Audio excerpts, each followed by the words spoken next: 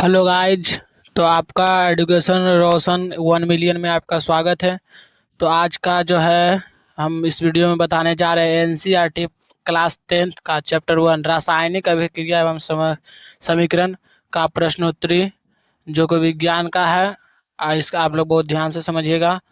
पहला क्वेश्चन है, वायु में जलाने से पहले मैग्नीशियम रिबन को साफ क्यों किया जाता है? तो हम लोग इसका उत्तर देंगे। मैग्नीशियम एक बहुत ही अभिक्रियाशील धातु है। संग्रहित करते समय यह ऑक्सीजन के साथ अभिक्रिया करता है ताकि इसकी सतह पर मैग्नीज ऑक्सीजन की एक परत बन सके। मैग्नीशियम ऑक्साइड की यह परत अस्थायी होता है और ऑक्सीजन के साथ मैग्नीशियम की अधिक अभिक्रिया को रोकती है। मैग्नीशियम रिबन की इस परत को हटाने के लिए इस रेत कागज से साफ किया जाता है जिससे यह अंतर्निहित धातु को वायु के संपर्क में लाया जा सकता है। इसी के साथ मेरा पहला क्वेश्चन होता है समाप्त। अब चलते हैं दूसरा क्वेश्चन में। यह जो क्वेश्चन है यह पेज नंबर 6 में है। NCERT book class 10th science का है। दूसरा प्रश्न, निम्नलिखित रासायनिक अभिक्रियाओं के लिए संतुलित समीकरण लिखिए। तो इसका जो समीकरण है वो यह रहा। इसका समीकरण जो है ये रहा। इसका समीकरण ये है। इसका समीकरण ये है और इसका समीकरण जो है लास्ट वाले का, सॉरी ये वाला नहीं है। इसका समीकरण ये है, इसका समीकरण ये है और इसका समीकरण नीचे वाला है जो कि नहीं दिख रहा। तो अब इसी के साथ चलते हैं आगे। तीसरा, निम्नलिखित अभिक्रियाओं के लिए उनकी अवस्था के संकेतों के साथ संतुलित रासायनिक समीकरण लिखिए। तो इसका जो है दिया गया, जल में बेरिलियम क्लोराइड तथा सोडियम सल्फेट के विलियम अभिक्रिया करके सोडियम क्लोराइड का विलियम तथा अघुलनशील बेरिलियम सल्फेट का अवक्षेपण कीजिए। तो इसका आंसर ये रहा। पहला का आंसर, पहला का जो आंसर है वो ये रहा। पहला का आंसर ये है और दूसरा का आंसर नीचे है। दूसरा का आंसर नीचे है। अब पृष्ठ संख्या 6 दूसरा,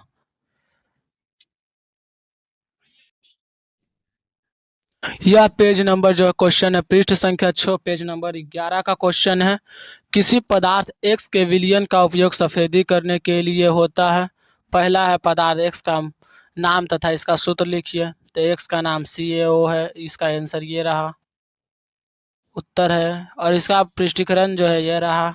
अब पृष्ठ संख्या 15 में है जो कि क्वेश्चन नंबर पेज नंबर 15 में है। जब लोहे की कील को कॉपर सल्फेट के विलियम में डुबोया जाता है तो विलियन का रंग क्यों बदल जाता है? तो इसका उत्तर हम लोग लिखेंगे। जब लोहे की कील को कॉपर सल्फेट के विलियन में डुबाया जाता है तब लोहे यानी आयरन ने दूसरे तत्व कॉपर को कॉपर सल्फेट के विलियन से विस्थापित कर देता है। इस प्रकार कॉपर सल्फेट के विलियन का रंग बदल जाता है। यहाँ निम्नलिखित अभिक्रिया होती है। इसका जो है निम्नलिखित अभिक्रिया है जो कि नीचे समीकरण दिया गया है। फिर है, फिर दूसरा क्वेश्चन है। फिर दूसरा क्वेश्चन है, क्रियाकलाप 1.10 में से भिन्न विस्थापन अभिक्रिया का एक उदाहरण दीजिए। इसका एक उदाहरण नीचे दिया गया है। फिर तीसरा क्वेश्चन है, दूसरा क्वेश्चन है, निम्न अभिक्रियाओं में उपचयित और अपचयित पदार्थ का पहचान कीजिए। तो इसमें लिखा गया है उत्तर में, यह इसका पहला क्वेश्चन है 4Na। इसका उत्तर दिया गया है सोडियम का उपचयन या ऑक्सीकृत होता है। पहला का आंसर ये रहा जो कि दिया गया है। और चलते और नीचे नीचे नीचे, हाँ अब उतना कंप्लीट हो चुका है। अब आ गए अभ्यास पत्र में।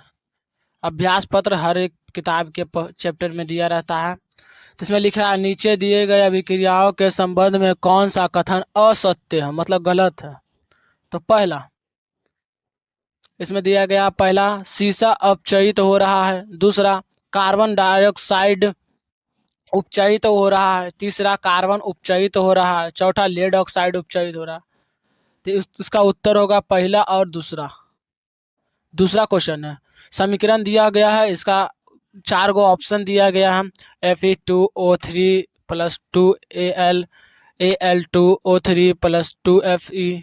इसका सही उत्तर होगा विस्थापन अभिक्रिया। इसमें 4 ऑप्शन दिया गया है, इसका सही उत्तर होगा विस्थापन अभिक्रिया। अब आगे बढ़ते हैं। अगर आप इस चैनल पर नए हैं तो इस चैनल को सब्सक्राइब कर लीजिए एंड बेल आइकन को दबाना ना भूलें और लाइक करें, सभी बच्चों के साथ शेयर करें और हम बार बार वीडियो को आने के लिए बेल आइकन को दबाना ना भूलें। अब तीसरा है, लौह चूर्ण पर तनु हाइड्रोक्लोरिन अम्ल डालने से क्या होता है? सही उत्तर पर निशान लगाइए। तो हम लोग इस पर सही उत्तर कौन सा है? तो हाइड्रोजन गैस एवं ये वाला सही उत्तर है। ये वाला पहला वाला सही उत्तर है, इसलिए पहला वाला पर निशान लगाएंगे और यहाँ पे आंसर दिया भी गया है।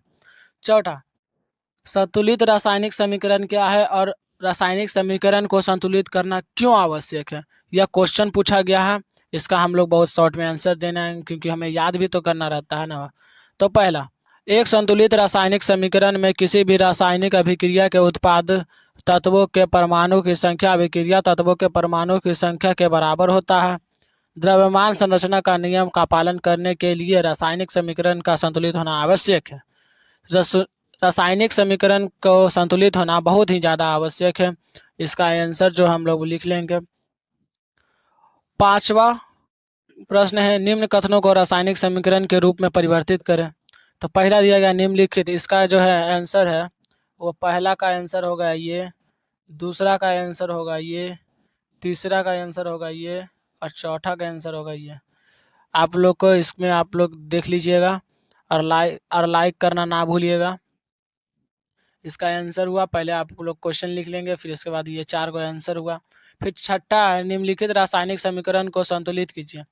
ये जितना भी समीकरण है असंतुलित है, इसको संतुलित करना है। इसमें दिया गया है HNO3 plus Ca equal to Ca plus H2O। इसको नीचे में संतुलित दिया गया है, तो संतुलित कर लेंगे।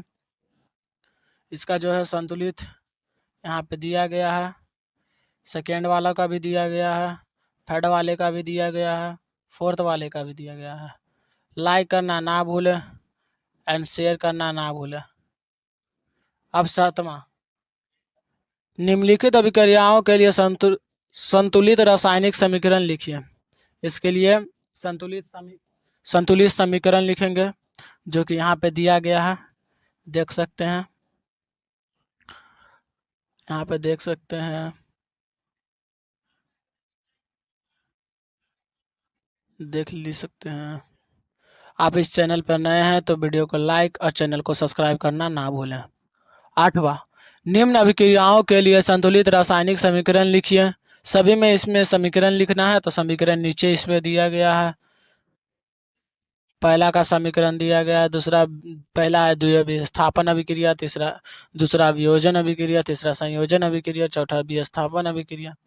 नौवां, ऊष्माक्षेपी एवं ऊष्माशोषी अभिक्रिया का क्या अर्थ है एवं उदाहरण सहित लिखें। तो इसमें हम लोग को उत्तर में लिखना है, जिन अभिक्रियाओं में उत्पाद के साथ ऊष्मा का भी उत्सर्जन होता है उन्हें ऊष्माक्षेपी अभिक्रिया कहते हैं।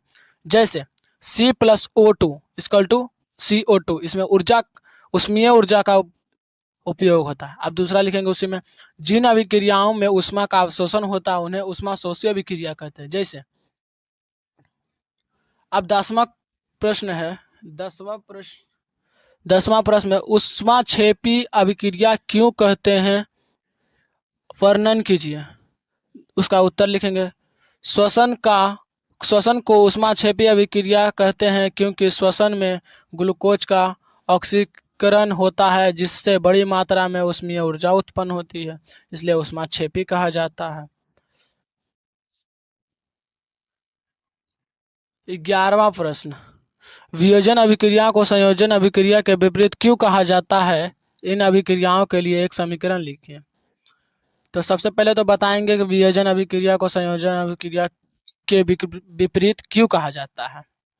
वियोजन अभिक्रिया में एकल पदार्थ वियोजन होकर 2 या 2 से अधिक पदार्थ देता है। यह अभिक्रिया संयोजन अभिक्रिया के विपरीत होती है, क्योंकि संयोजन अभिक्रिया में 2 या 2 से अधिक पदार्थ मिलकर एक नया पदार्थ बनाता है।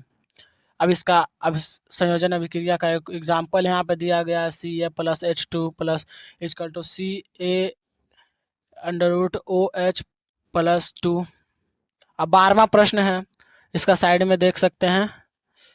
इसका जो है दिया गया है एग्जाम्पल यहाँ पर और यहाँ पर दिया गया है।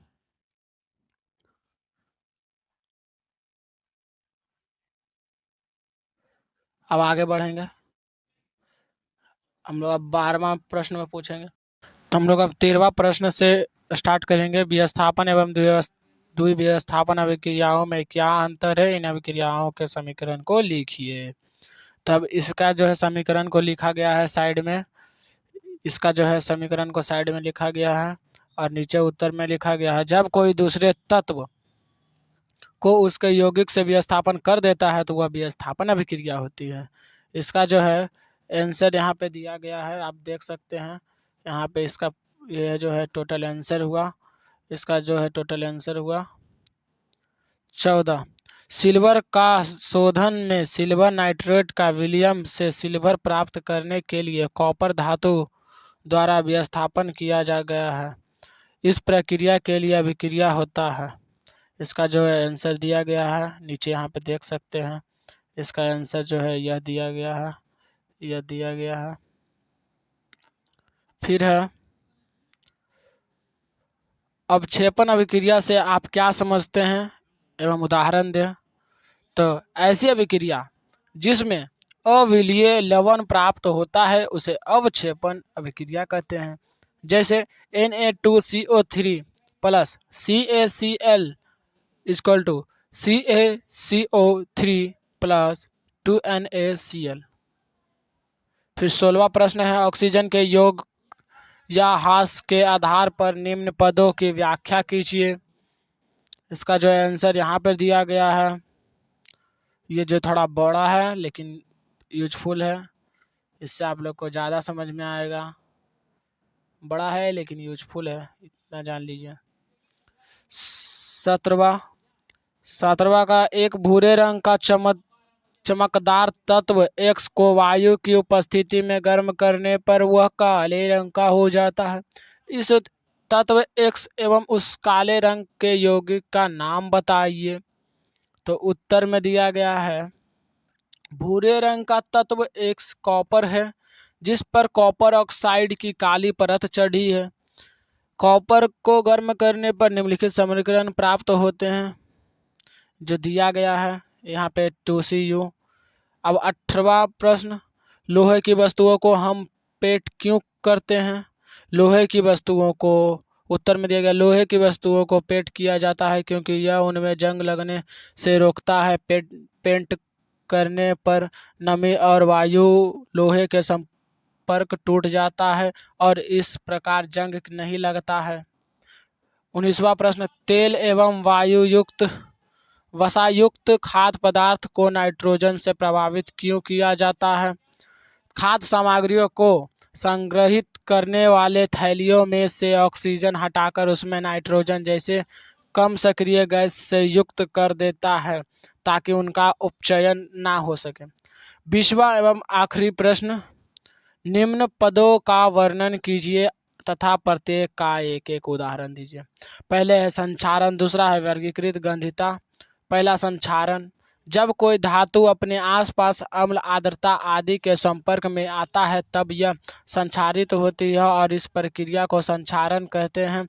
चांदी के ऊपर काली परत व तांबे के ऊपर हरी परत चढ़ाना संक्षारण के अन्य उदाहरण है। उसका जो है समीकरण दिया गया है।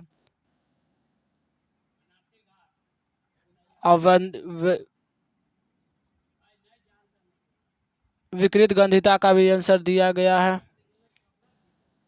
और आप इस वीडियो को अच्छा लगे तो लाइक और चैनल को सब्सक्राइब जरूर कर दें।